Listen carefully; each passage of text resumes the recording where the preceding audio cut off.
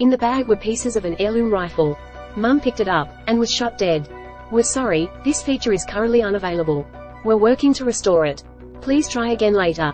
Brisbane Times. Brisbane Times. Sections. Network. Advertisement. National. Queensland. Courts. In the bag were pieces of an heirloom rifle. Mum picked it up, and was shot dead. By Chloe Reid. Save articles for later. Add articles to your saved list and come back to them anytime. Advertisement. In the garage of her Brisbane home, Justina Katerina Lawler picked up a bag. Inside was a 100-year-old rifle, a family heirloom. Christian Dino Lawler, left, leaves the Supreme Court with his sister Katerina Tomasella, second from right. Credit, Brisbane Times. She walked through to the laundry with the disassembled pieces of the firearm, which one of her sons had been restoring. Moments later, her family heard her cry out. They raced to find the 53-year-old on the floor of the Tagum home, injured. With an ambulance on the way, Justina spent her last moments alive in her husband's arms, surrounded by her children.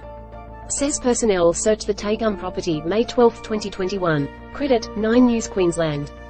This was what was believed to have happened to Justina on May 8, 2021, the Supreme Court in Brisbane heard on Tuesday.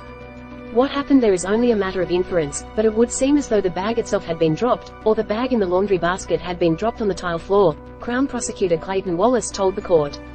Advertisement. Justina's son, Christian Dino Lawler, 24, who had been restoring the rifle, was charged over her death after what was described by the prosecution as a robust police investigation.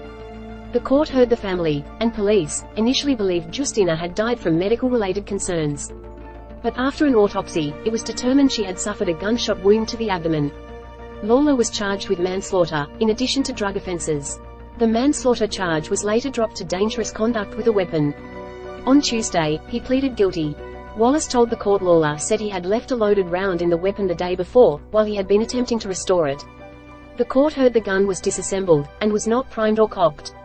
What is particularly important is that in the immediate aftermath, in the way in which the defendant came to realize the gun may have had some connection with what happened, is that he tried to commit suicide with it, Wallace told the court.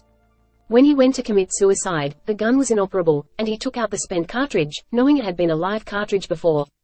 Lawler's defense barrister James Godbold told the court it was his client's erroneous belief that in the disassembled state it was in, that it was incapable of firing.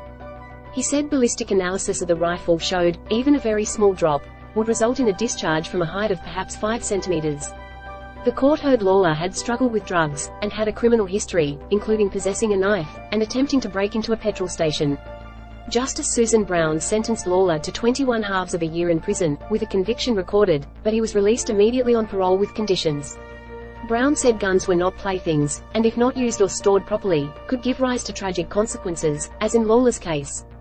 The community will not, however, be served by you spending further time in custody, Brown said, encouraging Lawler to get the help he needed while on parole. Hopefully, you will start to be able to move forward to honor your mother's memory by taking positive steps in your life. If you or anyone you know needs support, call Lifeline 131114, or Beyond Blue 1300 224 636. Courts. Crime. Most viewed in national. From our partners. Advertisement. Brisbane Times. Twitter, Facebook, Instagram, RSS. Copyright 2023.